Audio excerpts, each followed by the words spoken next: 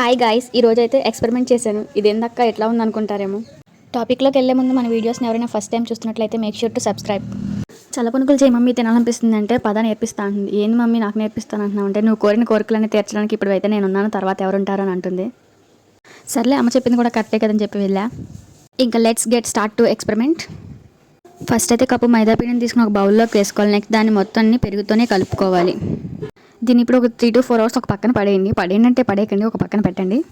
After 3-4 hours తర్వాత దీంట్లో కొంచెం సాల్ట్ అండ్ కొంచెం బేకింగ్ సోడా వేసుకుని పూర్తిగా మళ్ళీ కలుపుకోవాలి. పిండి ఎంత బాగా కలుపుకుంటే అంత బాగా వస్తాయి. నెక్స్ట్ ఒక కడాయి పెట్టుకుని దాని నిండా ఆయిల్ పోసుకుని ఆయిల్ బాగా హీట్ అయిన తర్వాత కలుపుకున్న పిండిని దాంట్లో ఒక్కొక్కటిగా వేసుకోవాలి. ఇలా ట్రై చేస్తున్నప్పుడు అయితే నాకు చాలా బాగా అనిపించింది గైస్. తినేటప్పుడు కానీ ఇలా చేస్తున్నప్పుడు బాగా ఎంటర్టైన్మెంట్గా ఉంది. ఇక్కడ పునుకులకు తోకలు పెట్టి వేసేది అయితే నేనే గైస్. షేప్స్ ఎలా ఉన్న టేస్ట్ అయితే బాగుంది. ఇంకా పునుకులు వేయడం అనే ప్రాసెస్లో PhD అయితే కంప్లీట్ చేశాను. నెక్స్ట్ బండి పెట్టడమే.